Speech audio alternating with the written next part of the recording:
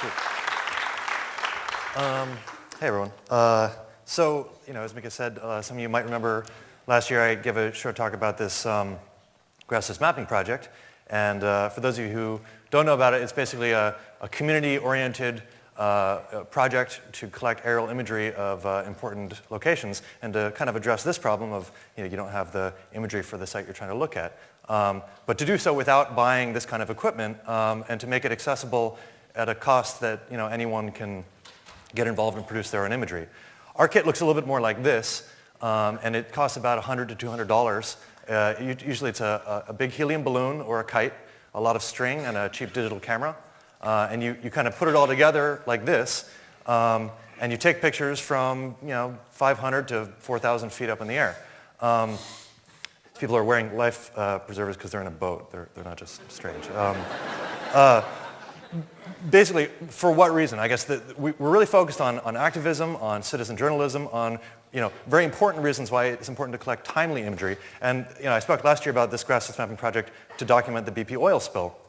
The kind of imagery you get back off of a kite like that and that you eventually stitch together into a map looks like this. You can see, well, the color's not great on here, but go to the website.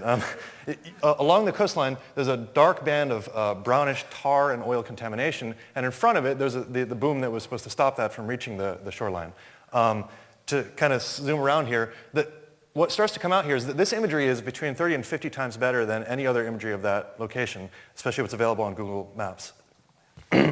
So what that means that you can do is you can actually pick out things like individual birds, different types of vegetation. It's extremely good resolution imagery of, granted, a small area, but it's a very targeted area that was very vulnerable.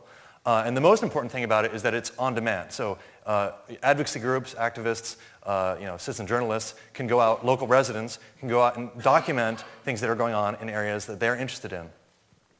So a lot of us grassless mappers wanted to do this kind of project, continue this one in the long term, but also tackle new tools, new technologies, and new places, building on low cost, accessibility, open technologies. And so we've started this project called the Public Laboratory. It's a new organization dedicated towards this kind of civic science. And with the support of the MIT Center for Future Civic Media, one of our first things that we're doing at Public Laboratory is launching the Public Laboratory Archive, which I'd like to announce today. You can go to publiclaboratory.org, and there's a button, Archive, at the top.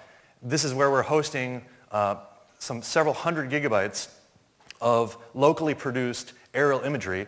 The bulk of it is of the BP oil spill, but there are some of even the Gowanus Canal Superfund site here in Brooklyn. You can download it in all standard geo formats like GeoTIFF and TMS. We see it kind of as an inverse data.gov, where citizens can produce data and publish it openly, and government can access it, but so can everyone else. So it's kind of a counterpart in that sense. We have, I guess, in addition to that, there's not only the web viewable maps and the formats for download, but there's commentary, interviews, videos, and a lot of places where you can get involved in the analysis and interpretation of that. It's supposed to be a place for discourse, in addition to offering advice on how to leverage this data, this information in advocacy or whatever your uses may be. I'm going to kind of flip through a bunch of these real fast because we have a lot of data up there of mostly key places, as I said, in the Gulf Coast. And feel free to explore it. There's many, many pages of it. But almost at the end. So yeah, and I guess I want to say that we see grassless mapping and this balloon mapping initiative is just the first step. So we're working towards we can do now balloon mapping at up to 4,000 feet in the air. We can map hundreds and over 1,000 acres in just a day. But we're not stopping there. We're actually leveraging NASA research to do multispectral imaging at a low cost. This means that we're gathering infrared and ultraviolet imagery with the same cameras that we're just modifying and adding different filters to at low cost. And that can let us do better environmental analyses, like this false color imagery of a part of Lima, Peru, where you can see the red coloration corresponds to high photosynthesis. So we're really starting to explore different environmental data gathering techniques. And I guess Liz is going to take over. I'm going to grab that. For a quick overview of the New York project, activists have been monitoring the very polluted Gowanus Canal as it becomes designated as a Superfund site. Strange kite balloon hybrids, wintertime imagery gathered to track seasonal changes in the new green infrastructure, captured through very unusual methods such as balloon and kite by canoe, sometimes paddling through ice. Our tools are repurposed by local communities all over the country, all over the world, to adapt to their complex local environmental needs.